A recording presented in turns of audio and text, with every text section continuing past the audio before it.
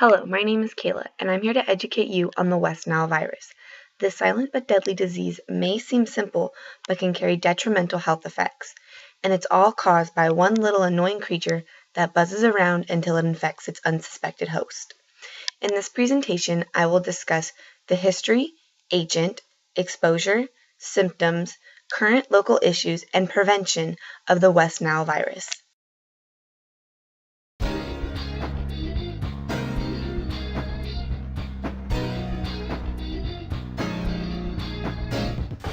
First off, we'll discuss the history of the West Nile virus.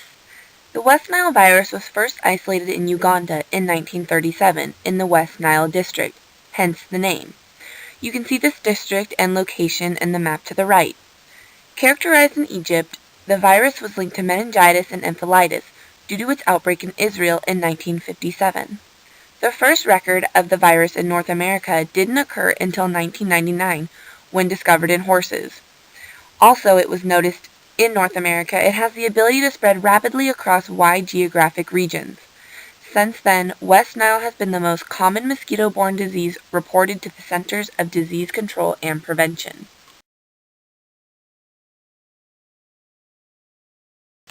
The agent. A disease-causing agent is known as a pathogen, which is a foreign microorganism that causes disease. The agent that causes West Nile virus is a single-stranded RNA virus from the family Flaviviridae. Birds that carry this agent can be sparrows, robins, crows, blue jays, hawks, and owls, and birds who get infected can eventually die.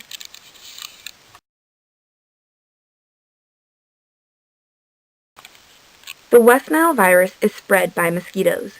It is an arthropod-borne viral disease, which is a viral disease that can be acquired when blood-feeding arthropod vectors, like a mosquito, infects a human host. Mosquitoes first get it when they come into contact with birds that carry the virus. The agent is in the salivary glands, so when the mosquito bites its host, it transfers the agent into the bloodstream.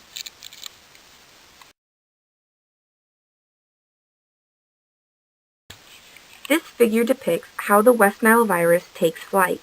First, the mosquito bites the infected bird. The infected bird then passes the West Nile virus to the mosquito, and then that mosquito bites a human host.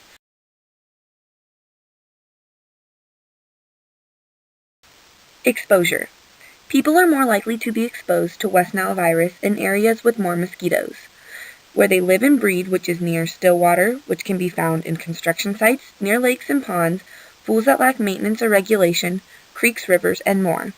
Mosquitoes also rest in tall grass and shrubbery, live in mountainous areas, and where there are large bird populations to feed on.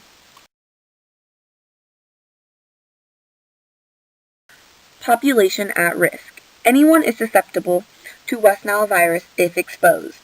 Individuals over the age of 50 or with weaker immune systems are at higher risk for a more severe illness.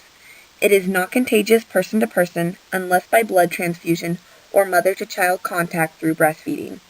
Also, it cannot be spread through touch or kissing.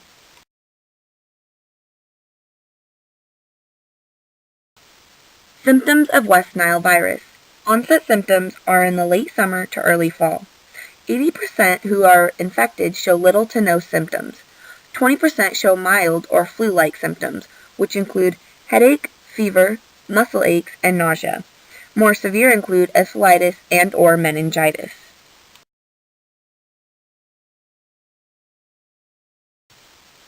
One out of 150 will develop severe illness and symptoms of West Nile.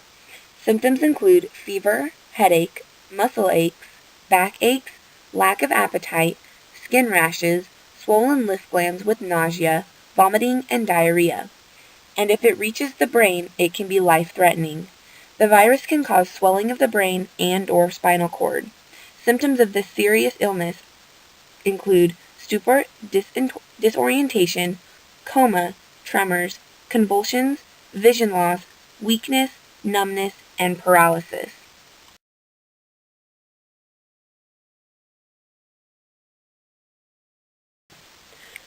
So how long do these symptoms last? Symptoms can last a few days to several weeks and usually go away on their own, but neurological effects from worst-case scenarios of West Nile virus may be permanent. A physical exam and lab work will diagnose the severity and will determine how long your symptoms will last.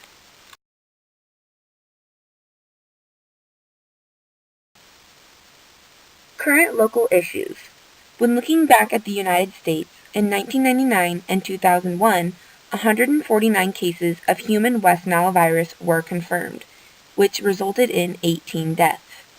In 2002, 4,156 cases were reported, resulting in 284 deaths. Then in 2003, there were 9,862 reported cases that resulted in 264 deaths, and 30% of those cases being severe. The incidence levels between 2004 to 2006 dropped off to around 2,500 to 4,000 reported cases and roughly resulting in 100 deaths. And now with the collapsing housing market and more houses being forced into foreclosure, we are seeing unmaintened pools, more still water in neighborhoods, resulting in higher populations of mosquitoes which carry the West Nile virus.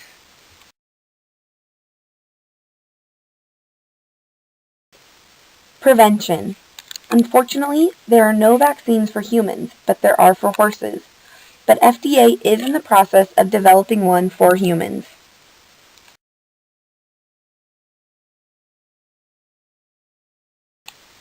So how can you protect yourself from West Nile? First of all, avoid outdoor summer activities from early evening into night when mosquitoes are out. Wear protective clothing like long sleeves, long pants, and hats. Wear mosquito repellent. Avoid still water. Make sure you get rid of breeding sites by cleaning out standing water in gardens, flower pots, or yards. Clean rain gutters. Keep swimming pools properly chlorinated and also maintained. Also, make sure screens, windows, and doors on your homes close properly to avoid from letting them in.